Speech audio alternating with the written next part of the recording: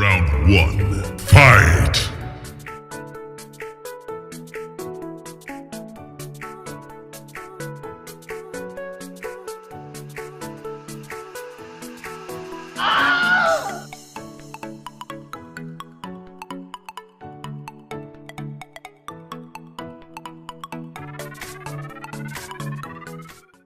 And now, to know more about Cavite Mutiny, we prepared 8 facts for you. So, let's do this!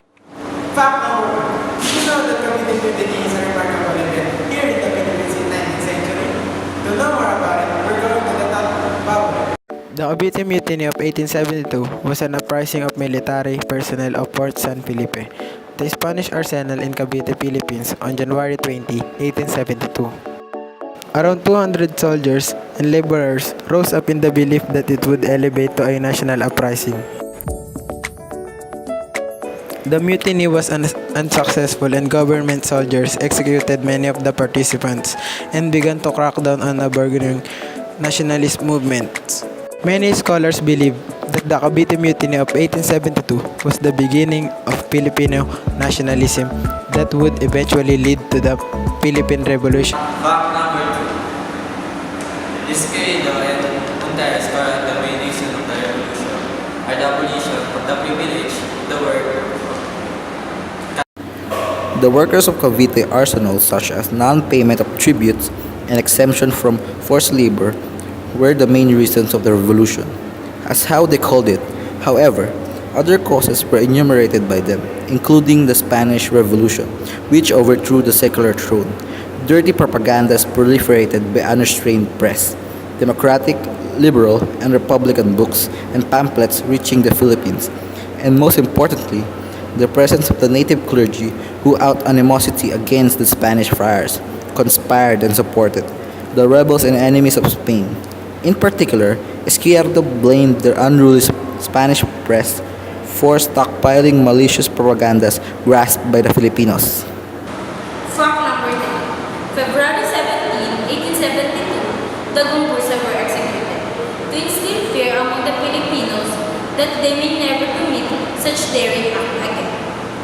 On February 17, 1872, Fathers Mariano Gomez, Jose Burgos, and Jacinto Zamora, the Gumburza, all Filipino priests, was executed by the Spanish colonizer on charges of subversion. The charges against Father Gomez, Burgos, and Zamora was their alleged complicity in the uprising of workers at the Cavite Naval Yard. The death of Gumburza awakened strong feelings of anger and resentment among the Filipinos. Fact number 4. January 20, 1973.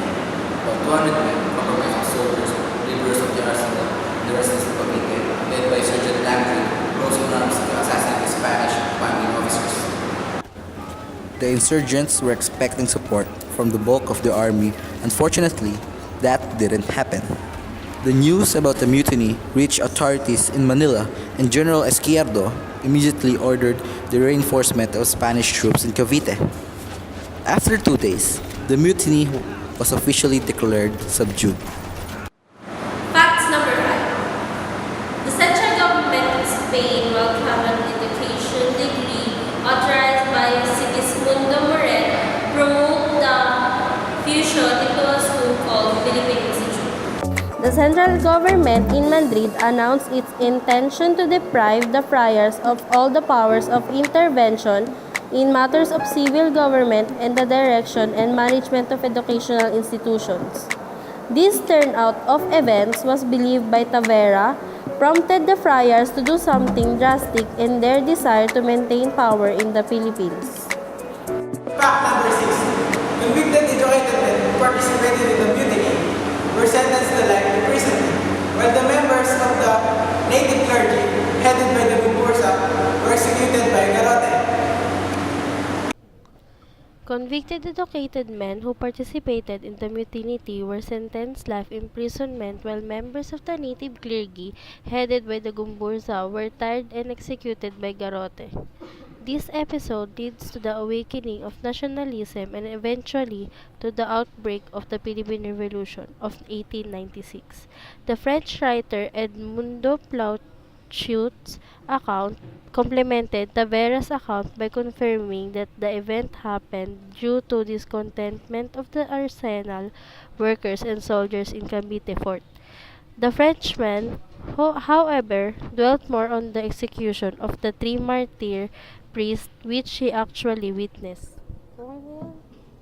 Fact number 7. The Gumburza's death leads to awaken the nationalism and eventually the outbreak of the Philippine Revolution.